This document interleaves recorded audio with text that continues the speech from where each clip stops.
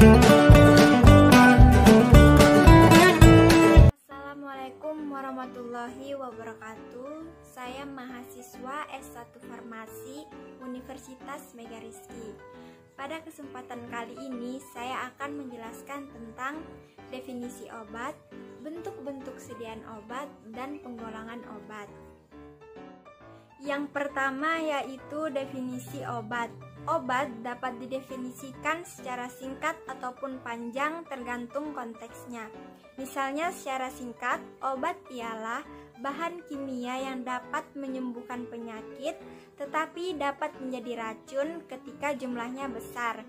Dan definisi secara panjangnya, obat adalah bahan atau panduan bahan-bahan yang digunakan untuk menetapkan diagnosis, mencegah, mengurangi, menghilangkan, menyembuhkan penyakit, luka ataupun kelainan badaniah atau rohaniah pada hewan ataupun manusia.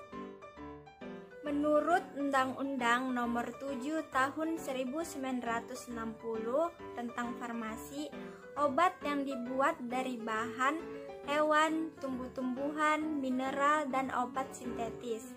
Definisi ini lebih menekankan pada sumber atau asal diperolehnya obat. Selanjutnya yang kedua yaitu bentuk-bentuk sediaan farmasi.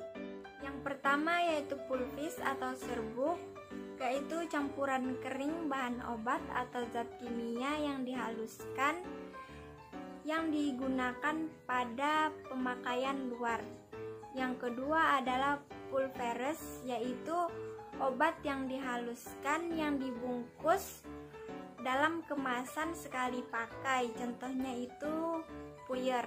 Yang ketiga yaitu tablet, yaitu obat padatan dalam bentuk padatan tabung atau sirkuls dengan kedua sisinya rata.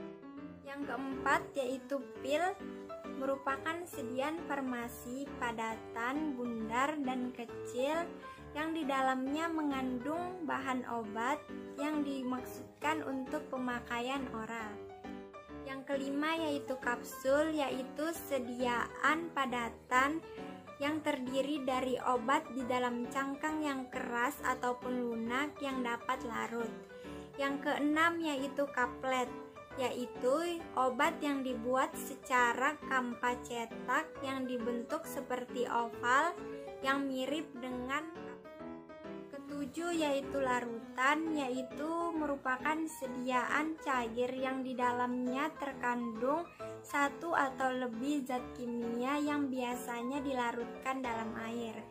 Yang ke-8 yaitu suspensi, yaitu bentuk sediaan cairan yang di dalamnya terdapat partikel padatan yang tidak larut dalam fase cair. Ke-9 yaitu emulsi, merupakan sediaan berupa campuran dua fase dari sistem dispersi. Yang ke-10 yaitu galenik, yaitu sediaan obat yang bahan bakunya berasal dari hewan atau tumbuhan yang disaring.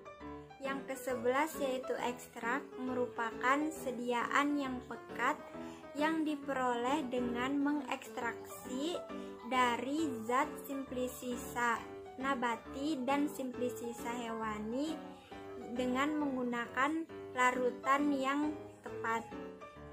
Yang ke-12 yaitu infusa, merupakan sediaan cair yang dibuat dengan mengekstraksi simplisisa nabati dengan air pada suhu 90 derajat Celcius selama 15 menit. Ke-13 yaitu imnoserum, merupakan sediaan yang di dalamnya terkandung imnoglobulin yang diperoleh dari serum hewan dengan pemurnian. Yang ke-14 yaitu salep, merupakan sediaan setengah padat yang dioleskan pada kulit. Yang ke-15 yaitu suppositoria, merupakan sediaan obat dalam bentuk padatan dengan bobot tertentu. Yang ke-16 yaitu obat tetes, yaitu sediaan dalam bentuk cair yang diteteskan dalam pengobatan luar. Yang ke-17 yaitu injeksi, merupakan sediaan steril yang berupa larutan yang digunakan melalui suntikan pada kulit. Selanjutnya yaitu penggolongan obat. Yang pertama yaitu obat bebas. Obat bebas ini ditandai dengan lingkaran berwarna hijau dengan garis tepinya berwarna hitam. Hal ini artinya obat tersebut dapat dibeli bebas tanpa adanya resep dokter. Di negara-negara barat, ini disebut dengan OTC, yaitu over the counter. Artinya obat ini aman dibeli baik di warung, toko obat, ataupun apotek. Obat-obatan yang dapat dibeli secara bebas biasanya untuk mengobati penyakit yang gejalanya ringan. Contoh obat yang dijual secara bebas yaitu paracetamol, vitamin, multivitamin, dan antisida. Yang kedua yaitu obat bebas terbatas. Ini dilambangkan dengan lingkaran berwarna biru tua dan garis tepinya berwarna hitam. Ini dapat dibeli tanpa resep dokter, tapi obat ini juga tergolong obat keras.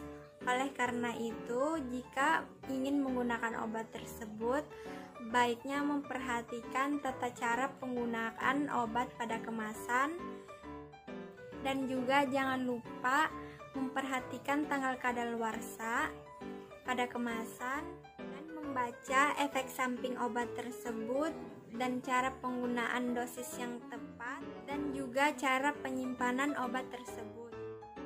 Tiga yaitu obat keras. Obat ini harus dibeli dengan resep dokter. Obat ini ditandai dengan lingkaran berwarna merah dengan tepinya berwarna hitam dan di tengahnya terdapat huruf K. Obat-obatan yang termasuk dalam obat keras itu misalnya antibiotik, obat-obatan yang mengandung hormon, obat penenang, dan lain-lain. Contoh obat kerasnya yaitu asam mefanamat. Perlu kita ketahui obat ini tidak sembarang untuk dikonsumsi karena dapat mengakibatkan kita menjadi keracunan. Bahkan kita juga dapat memperparah penyakit dan dapat juga mengakibatkan kematian. Oleh karena itu harus menggunakan resep dokter yang tepat. Yang keempat yaitu obat golongan narkotika. Obat golongan narkotika ini ditandai dengan tanda plus dengan lingkaran berwarna merah. Obat ini harus dibeli juga dengan resep dokter.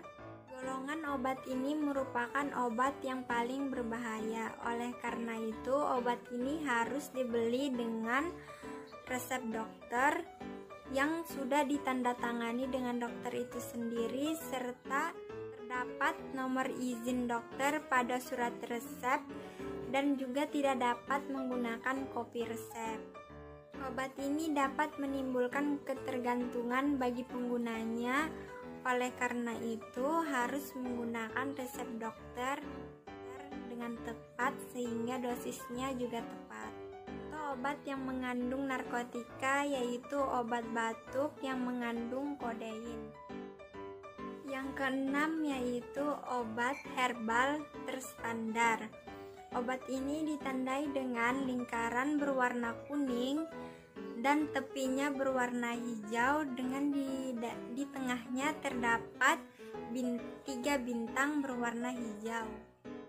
Obat ini merupakan obat yang diekstrak dari tumbuh-tumbuhan, hewan maupun mineral.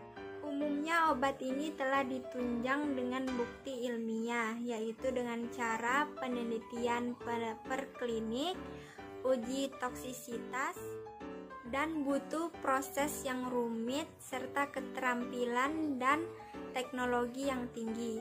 Contoh obatnya yaitu obat pereda nyeri haid dan juga obat pereda diare. Selanjutnya yang ketujuh yaitu obat herbal. Obat herbal ini dibeli dengan logo tumbuhan atau pohon yang berwarna hijau dengan lingkaran berwarna hijau. Bahan dasar obat herbal dibuat dari seluruh bagian tumbuhan yang telah diambil khasiatnya dengan prosedur yang aman. Obat herbal ini biasanya turun-temurun dari generasi karena dipercaya dapat mengobati beberapa penyakit. Contoh obat herbal yang tersebar di pasaran adalah obat mencegah masuk angin atau mengobati masuk angin. Baiklah, sekian penjelasan dari saya, semoga bermanfaat. Kurang lebihnya mohon maaf. Assalamualaikum warahmatullahi wabarakatuh.